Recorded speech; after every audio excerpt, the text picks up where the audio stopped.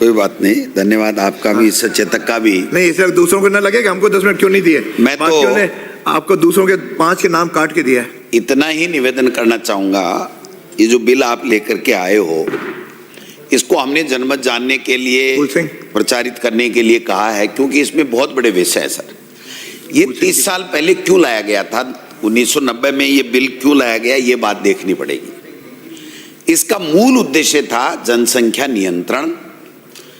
उस समय की केंद्र की सरकार हो, चाहे आज की वर्तमान की केंद्र सरकार हो, सबका एक ही विषय रहता है, जनसंख्या नियंत्रण, जिससे जो संसाधन हैं हमारे पास में, उन संसाधनों का सही तरीके से प्रयोग हो सके, लोगों के कल्याण के लिए, अच्छे जीवन यापन के लिए, अच्छे बच्चों की आने वाली पीढ़ी अच्छी शिक्षा ले सके, स्वास्थ्य के प्रति वो तकलीफ ना भोगे। और मैं समझता हूं कि यही उद्देश्य था जिसको लेकर के तत्कालीन बीजेपी की सरकार, भैरू सिंह जी शेखावत साहब ये लेकर के आए थे। मैं तो इतना ही निवेदन करना चाहता हूं कि मंत्री महोदय अपने रिप्लाई में स्पीकर साहब बता दें कि क्या इसका उद्देश्य इसलिए समाप्त हो गया, इसको इसलिए आप चेंज कर रहे हो कि क्या जनसंख्या नियंत्रण हो गया, नंबर 1। नंबर 2, क्या केंद्र सरकार ने अपनी नीति बदल करके और आपको छूट दे दी कि नहीं, अब जनसंख्या नियंत्रण की कोई आवश्यकता नहीं है, मर्जी आए जितनी जनसंख्या बढ़ाओ, हमारे पास में बहुत अथाह संसाधन हैं। क्या जनसंख्या उस वक्त बढ़ती हुई जनसंख्या संसाधनों पर बोझ मानी जाती थी, क्या वो बोझ समाप्त हो गया है? क्या अब बोझ नहीं रहा है जनसंख्या? क्या ये चुनावी लाभ के लिए किया जा रहा है? ये भी एक बात आई है कि साहब चुनावी लाभ के लिए भी किया जा सकता है। क्या ये जो कानून था, क्या ये जब से आया तब से जनसंख्या नियंत्रण में विफल हो गया है कि इस कानून की कोई प्रासंगिकता ही नहीं रही है? क्या प्रजनन दर में गिरावट आ गई है, या इस बिल के बाद में कोई फर्क नहीं पड़ा, जनसंख्या ज्यों की त्यों ही बढ़ रही है, इसलिए अप्रासंगिक हो गया है?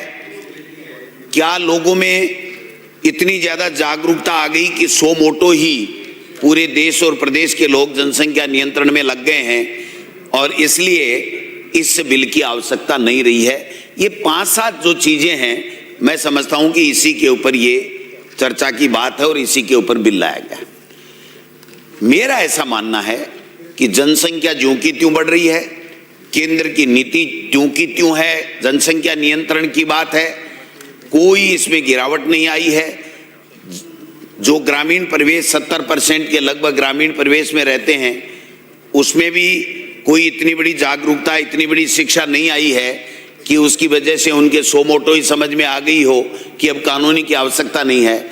अगर इतने ही कानून की आवश्यकता नहीं है तो ये डबल इंजन की सरकार है, फिर ऊपर वाला जो इंजन है वो घूम रहा है विदेशों के अंदर, तो वो वहाँ से कोई कानून बना करके ले आए, या फिर सरकारी योजनाओं का लाभ, सरकारी नौकरियाँ, इनमें जो आपने कानून इसमें शर्त लगा रखी है 2 बच्चों की, क्या उसको भी अब आप लेकर के आने वाले हैं? क्या उसको साथ में क्यों नहीं लेकर के आए? मेरे समझ से परे है कि कोई विजन नहीं है। केवल कुछ जनप्रतिनिधियों ने कह दिया कि मेरे 3-4 बच्चे हैं, मैं मेरी पत्नी को लड़ाना चाहता हूं, मेरे बेटे के ज्यादा बच्चे हैं, मैं लड़ाना चाहता हूं।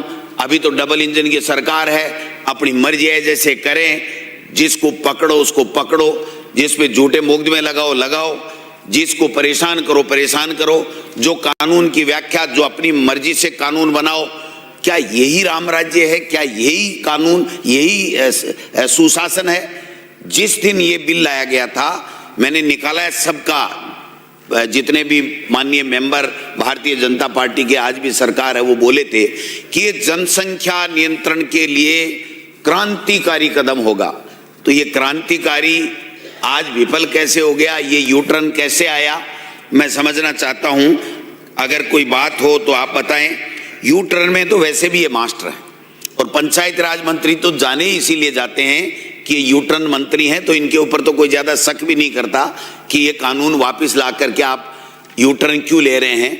भैरू सिंह जी के अपने आप को चेले बताते हैं, शिष्य बताते हैं, और उसके बाद में भैरू सिंह जी का अपमान इस सदन के अंदर हो, हम तो नहीं देख सकते हैं। हम तो इसका विरोध करते हैं कि ये नहीं होना चाहिए। मैं निवेदन करना चाहता हूं कि 30 साल तक ये कानून, जिसकी वजह से कितने लोग अपने मन में लाया था, लेकिन चूंकि कानून बन गया वो चुनाव नहीं लड़ सके।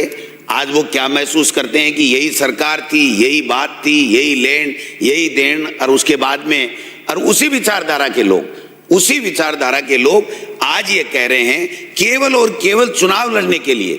मैं समझता हूं कि चुनाव लड़ने के लिए अगर इस कानून की समाप्त किया जा रहा है, वापिस से संशोधन लाया जा रहा है, तो 101% राजनीतिक लाभ के लिए लाया जा रहा है। इसके अलावा वोट बैंक के लिए लाया जा रहा है कि ये सस्ती लोकप्रियता बढ़ने, जनता शिक्षा से वंचित रहे तो रहो, स्वास्थ्य से वंचित रहे तो रहो, जनता को कोई संसाधन। आज ट्रैफिक की क्या समस्या है साहब, हम सिविल लाइन से मंत्री महोदय खुद 1 घंटे में यहाँ नहीं आ पाते हैं।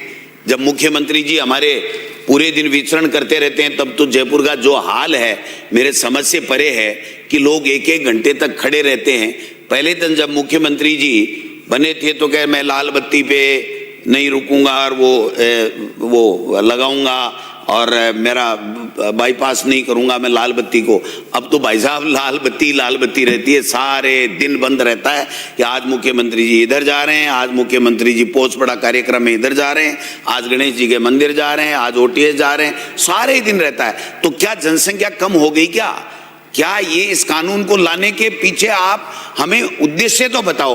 हमको लोग पूछेंगे, हम जनता के प्रतिनिधि हैं, जनप्रतिनिधि हमको पूछेंगे कि 30 साल पहले तुम्हें जनप्रतिनिधियों ने इसी विधानसभा के अंदर ये कानून लाए थे कि इसके ऊपर 2 से ज्यादा के बच्चा अगर होगा तो वो चुनाव लड़ने का अधिकारी नहीं होगा। हाँ, ये बात सही है कि तब भी ये कहते थे कि एमएलए और एमपी के ऊपर ये बाध्यकारी क्यों नहीं है, ये कानून लागू क्यों नहीं है।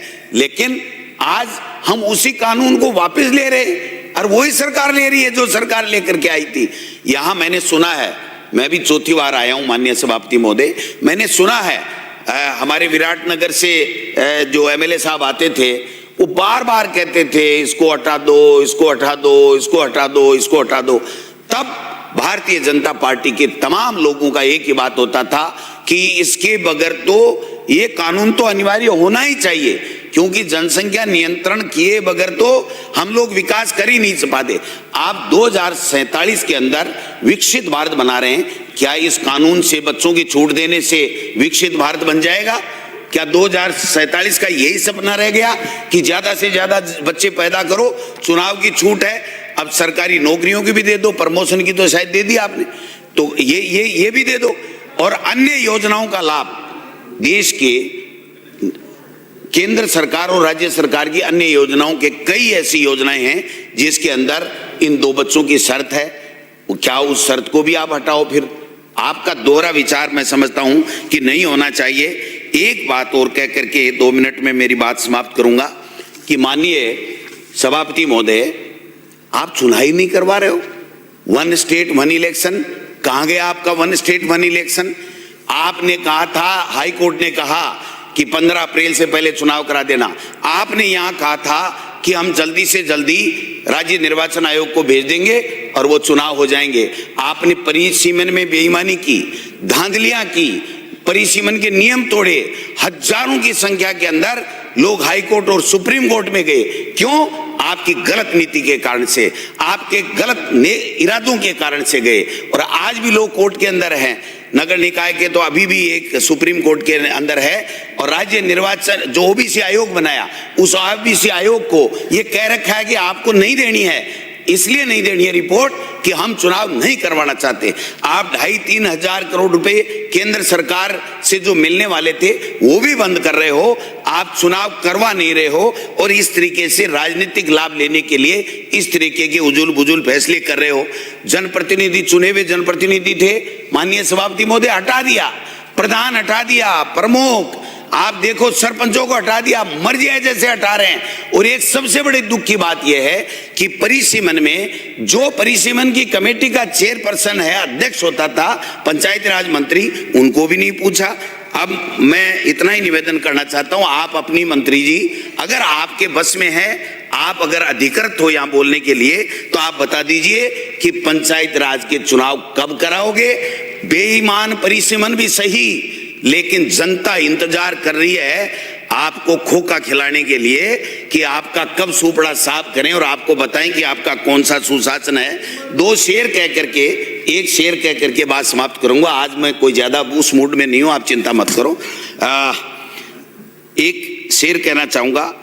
कल जिसे जुर्म कहा, सभापति महोदय सुनना, बहुत आपके काम की चीज। कल जिसे जुर्म कहा आज उसे हक कहते हो। तुम सियासत के माहिर हो, हर बात बदल देते हो, हर बात बदल देते हो। एक और कहना चाहूंगा, वो जो कल तक, सभापति महोदय, मंत्री जी, वो जो कल तक हमें नसीहतें देते थे, वो जो कल तक हमें नसीहतें देते थे वसूलों की, आज खुद अपने ही बनाए कानून बदल बैठे हैं, कानून बदल बैठे हैं। राम जी यही मैं कहना चाहता हूं। धन्यवाद।